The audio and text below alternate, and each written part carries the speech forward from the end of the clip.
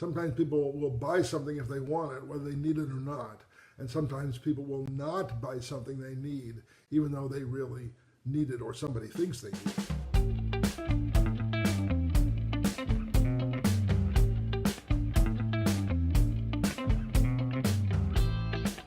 Good morning, everybody. I'm presenting another version, another episode, another installment of Barney's Business Basics. This is Barney's Business Basics number 2, and I'm calling it What is a Good Product? In installment number 1, I talked about what is a product. If you're going to run a business, you want to have a good product. So what makes a good product? Well, if you already have a business, I can give you some hints about whether you have a good product or not. Are there people lining up at your door waiting to buy it? Would you say you have too much business? When you do sell your product, do people have a big grin on their faces? Are they really, really happy? Do they recommend you to other people? These are all signs that you have a good product. I like to use examples to make my point, and since I live here in Seattle, I'd like to use companies that are based in Seattle as examples of for this series on business basics. And the question I have is, do they have a good product? And I'll just go through some of them. Let's take Starbucks. Does Starbucks have a good product?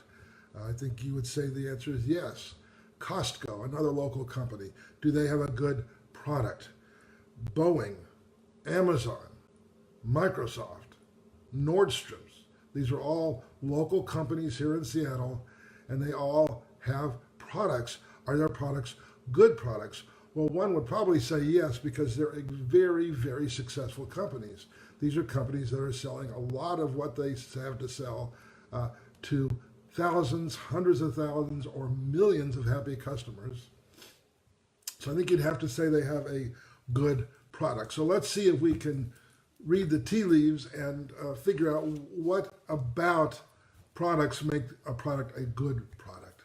Well, number one is an awful lot of people need to know about it. You can't really have a good product if nobody knows about it. Then you have a good potential product. But what makes a good product is that a lot of people know about it. Secondly, people have to need it. If people have a need for something, that will give them the urge to go out and look for it and potentially buy it.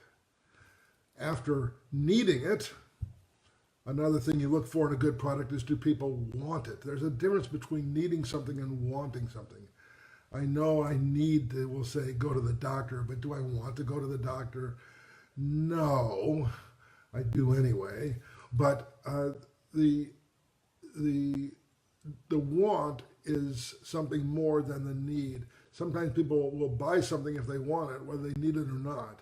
And sometimes people will not buy something they need, even though they really need it or somebody thinks they need it.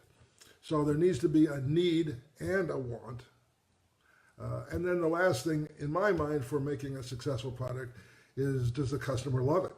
If the customer loves it, then that's a good sign that you'll probably sell more either to that customer or to somebody that customer will tell about your product. So let's do a real quick recap. Do a lot of people know about it? Do people need it? Do people want it? And are people satisfied by it? If you can answer yes to those 4 things, you have a good product. And if you can't answer yes to all those 4 things, you have something short of a good product. And how short you are from it being a good product depends how many of those things you aren't really getting to in your business. If you are starting a business, you want to have a good product, not a bad product. And so in my next installment, I'll explore, how do you find a good product? Okay, thanks for joining me this morning, and I look forward to talking to you in the next segment.